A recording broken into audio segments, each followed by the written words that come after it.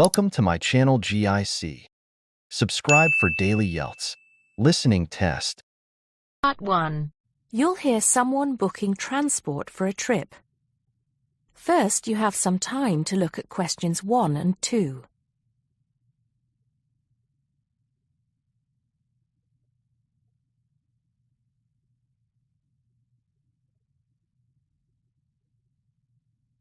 Now we shall begin. You should answer the questions as you listen, because you will not hear the recording a second time. Listen carefully and answer questions 1 and 2. Good morning, Burnham Coaches. Sarah speaking. How can I help you? Yes. Good morning. I'm a teacher at the Down Language School. We have a bit of a problem, and I was wondering if you could help us out. What is the problem exactly? Well, we normally take our students on an excursion at the end of their course. But unfortunately, the coach firm we normally use has let us down. It seems they've gone out of business. I'm sorry to hear that. I suppose you are looking for a replacement. Well, yes. We won't need a very large coach, actually. There will be 30 students and 4 teachers. So that's 34 in all. And what dates did you have in mind? The last Saturday and Sunday of this month. That's the 28th and 29th. The 28th and 29th. Does that mean you are planning to stay somewhere overnight? That's right. Actually, we want to do the same excursion that we do every year. We usually visit Stonehenge, Salisbury, and stay overnight in Bath. It's a historical tour, really. It sounds interesting. Let me just see what we have available. Oh dear, I'm afraid all our coaches are booked out for the 28th. It's the busiest time of the year for us, actually. I was afraid that would be a problem. But you have a coach available for the 29th? Yes, we do. And it's available for the 30th as well, if that's any help to you. I'm afraid not. Sunday is the last day. The students go home on Monday. I think we'll just have to change our plans a bit and leave out Salisbury. It's a shame, but I don't think we can fit in all 3 places in one day. So you would like to book the coach for the 29th, visiting Stonehenge and Bath, is that right? Yes, I think so. Before you hear the rest of the conversation, you have some time to look at questions 3 to 10.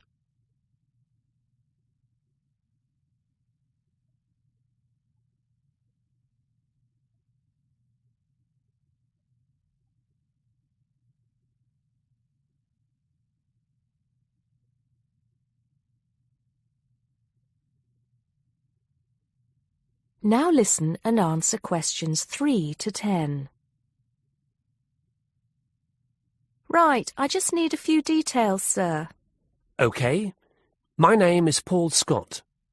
S-C-O-T? It's double T, actually. I'm sorry. And it's the Down Language School. Could you give me the address for that, Mr. Scott? Yes, it's Down House, Hill Street, Brighton.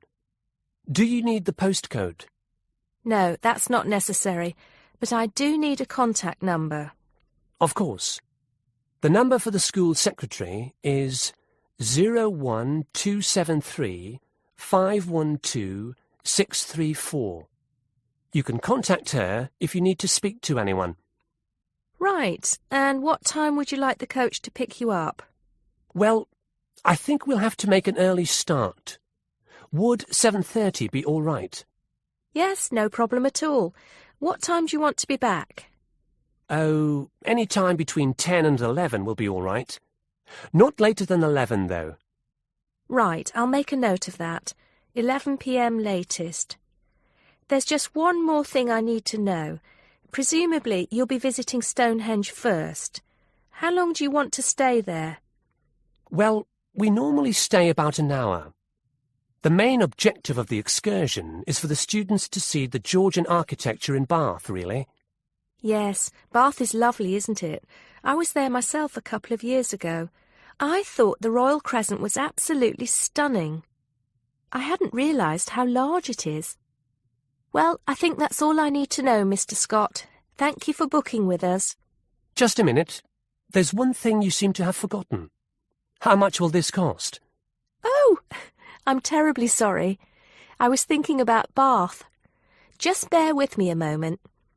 Yes, it's a round trip of 300 miles and a total time of 16 hours for the driver.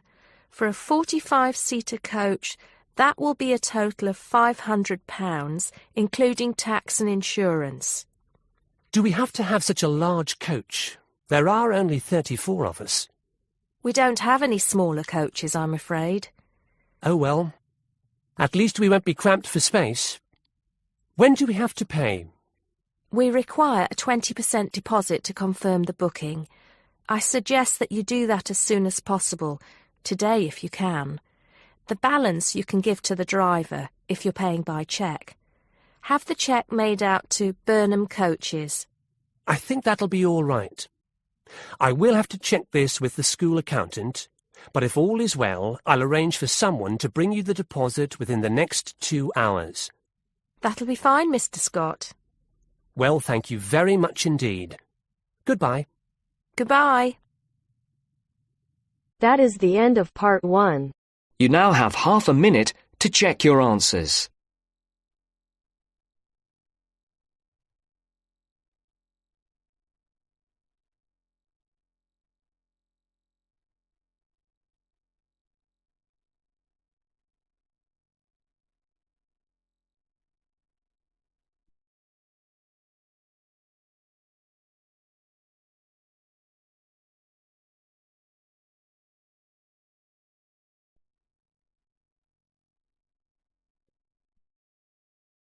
Now turns to part 2. Part 2. First, you have some time to look at questions 11 to 16.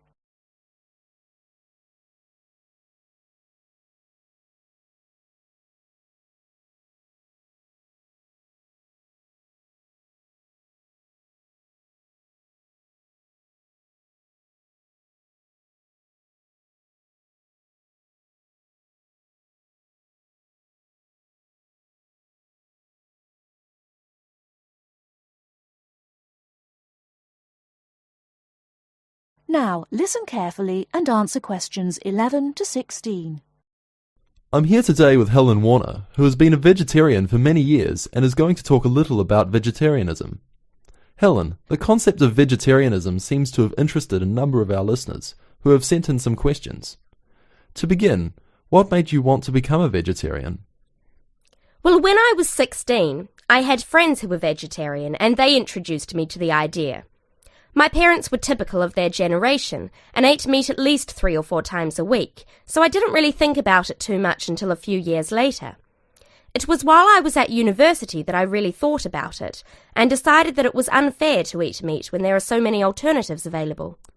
Is there anything you miss about not eating meat? No, not really. As I said, there are so many substitutes available these days, perhaps the most important of which comes from the soya bean. Soya is so versatile and is the staple substitute for most vegetarians. So what about the nutritional value of vegetarian food? Isn't it true that there are some vitamins that you can't get from soya or vegetables alone? Surely people need these vitamins. Yes, that's correct. But actually there is only one vital vitamin that is only present in meat. That's vitamin B12. Most vegetarians are aware of the implication of this and actually take B12 supplement in the form of tablets. Of course, the way you cook vegetables is also very important in preserving vitamins. Many countries, particularly the UK, have a reputation for overcooking vegetables. Water-soluble vitamins, where the vitamins are dissolved into the water, are often lost. Vitamin C is a common example. However, the loss of vitamins can be avoided by microwaving or steaming vegetables, which is what I do whenever I cook. Some people don't want to change their cooking habits too much, so if you do boil them, simply cut down on the cooking time. So a vegetarian diet is fairly healthy then? Oh yes. A lot of people believe that vegetarianism is unhealthy, but that's actually not the case. Vegetarians are actually considerably healthier than many meat eaters. Consider for a minute the health aspects of the incredible amount of meat this country and others like it consume. The statistics for beef eating, for example, are quite frightening. The world figure for beef consumption is slightly less than 11 kilograms per person each year. Yet in Europe, the average consumption is nearly double that at 21 kilos per person. And in the USA, it is even worse, with the average person eating 44 kilograms of beef every year.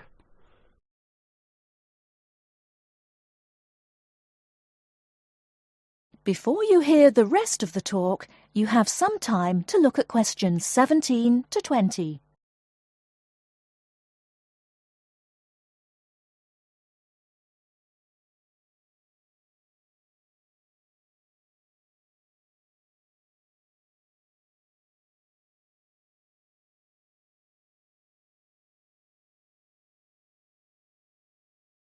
Now listen and answer questions 17 to 20. So are you suggesting that people stop eating meat altogether and everyone adopts a vegetarian lifestyle? No, not at all. Even in the healthiest diets, there is still a place for meat, but it should be eaten in moderation. Many nutritionists think of foods in terms of a pyramid, with the foods we can eat relatively freely at the bottom and the foods we should carefully restrict at the top. The majority of our diet should be composed of cereals, which would go on the bottom row of the pyramid. In this category could also be included such things as rice and pasta. Next, a good diet is followed by a roughly equal amount of vegetables and fruit. I have at least 2 servings a day of fruit and vegetables whenever possible. In decreasing quantities, you can then eat dairy foods, eggs, cheese, etc. Almost at the top of the food pyramid comes fish, carefully prepared of course, not dripping in oil or batter, and white meat. Chicken, for example, is a comparatively healthy meat, but again, a lot of this comes down to preparation methods.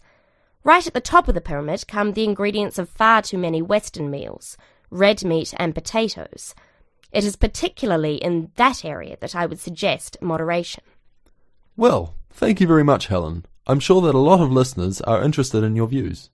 How could they find out more about the health benefits of vegetarian options? Well, there are lots of websites and books on healthy eating and vegetarianism, but it is always important to remember to consult your doctor before making any radical changes to your diet or lifestyle.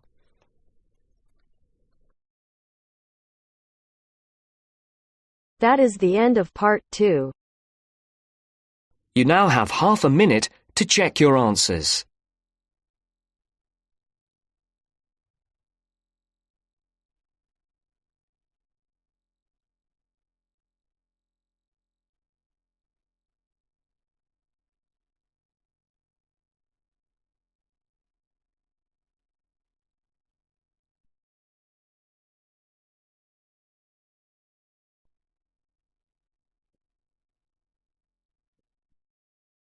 Now turns to part 3.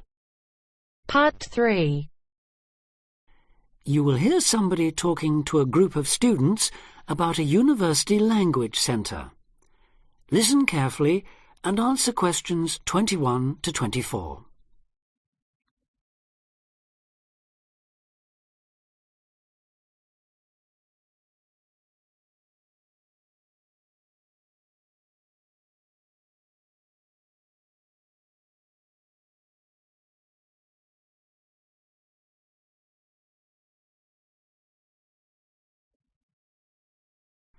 Listen carefully and answer questions 21 to 24.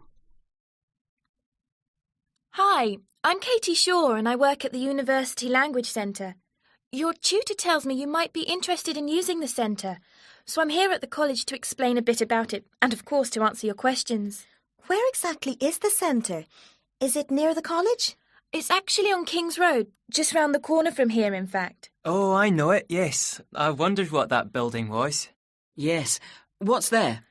Well, the library has about 4,000 books, pamphlets and transcripts to go with some of the 12,500 items on audio or video cassettes. These are at a wide range of levels of difficulty, covering language learning material in over 100 languages. There are also reference books without tapes, including dictionaries, grammar workbooks, vocabulary workbooks and model letters, as well as texts on academic writing and effective study habits, etc. Audio cassette workrooms are on the first floor, by the way. Do they get any foreign language press there too? Yes, the library subscribes to a number of European daily and weekly newspapers, including Le Monde from France, L'Espresso from Italy, and the weekly international edition of the Spanish paper El País. What about learning with computers? Can you do that there? CALL, or Computer-Aided Language Learning, is available on the first floor. How many PCs are there? Counting both Macintosh and PC platforms, there are 9 at present. There are materials in over 15 different languages, and new material and language categories are being added as library funds permit. The programs cover verb drills, grammar exercises, activities to accompany multimedia textbooks, pronunciation, translation, and some multimedia applications. The same hardware permits access to the internet with its many language learning and discussion sites. What about TV? That's a good way of learning a language too. Yes, definitely, we agree. So on the second floor of the centre, there are televisions to view live satellite television broadcasts in 7 languages. Oh, which ones are they? Currently, we've got Arabic, French, German, Italian, Portuguese, Spanish and Russian. Turkish broadcasting can be viewed live on request. The centre records the news in French, German, Arabic, Italian, Japanese, Spanish and Russian. And English too. Before you hear the rest of the talk, you have some time to look at questions 25 to 30.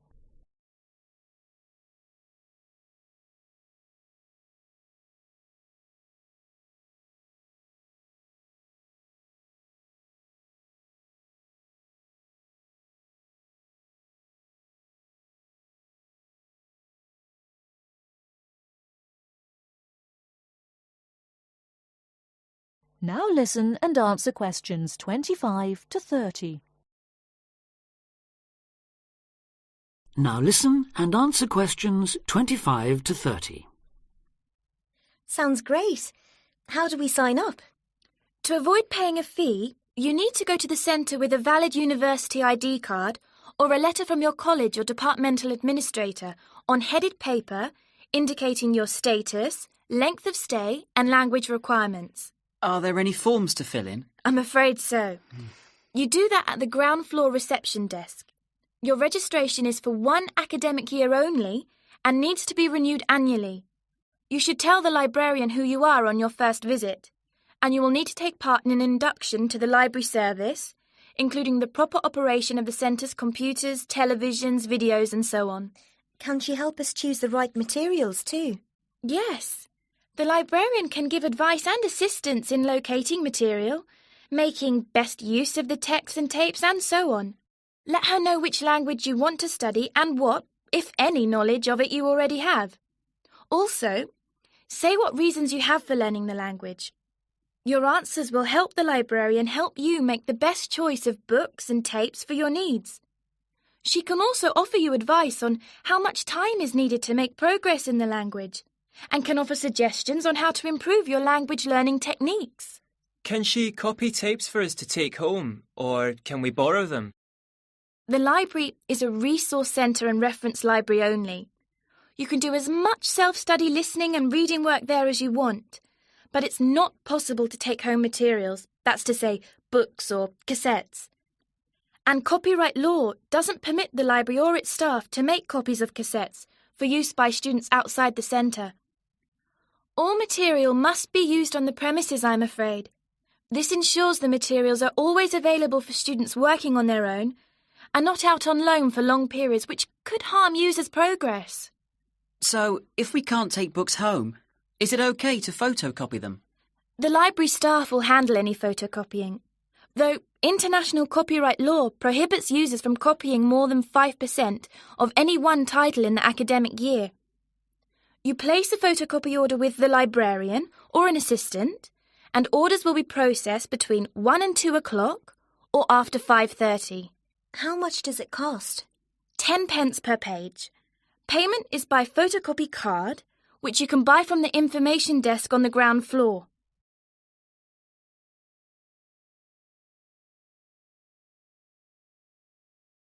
That is the end of part 3. You now have half a minute to check your answers.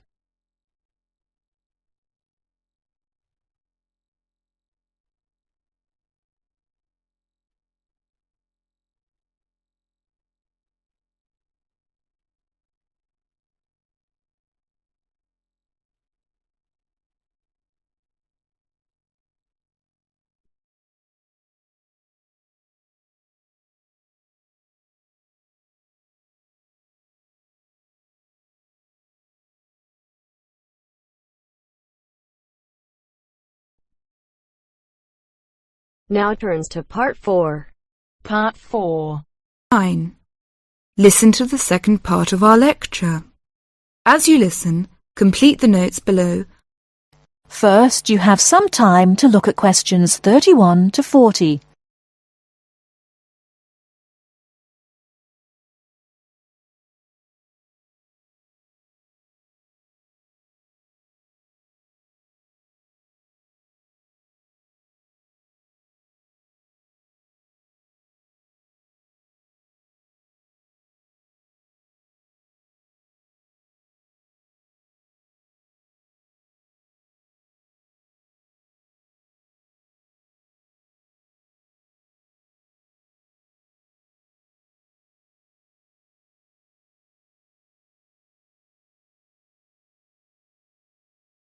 Now listen carefully and answer questions 31 to 40.